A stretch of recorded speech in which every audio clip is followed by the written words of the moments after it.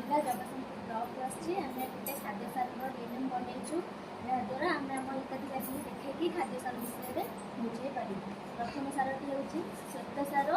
श्वेत सारे आम शरीर को शक्ति मिलता है जमीक उदाहरण भात गाजर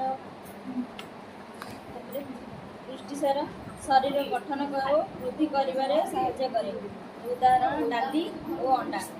तापर आसला आमर स्नेहसार। स्नेहसार शरीर को चिक्कण रखे जमीक उदाहरण नड़िया घी।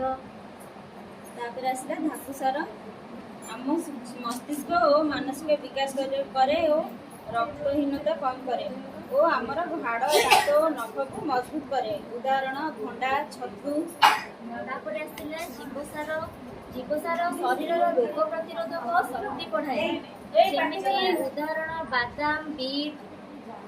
तापर आसला तंतुसार आमर रक्त को तरल रखे और रक्त संचालन में साहाय्य करे जमीक शाग।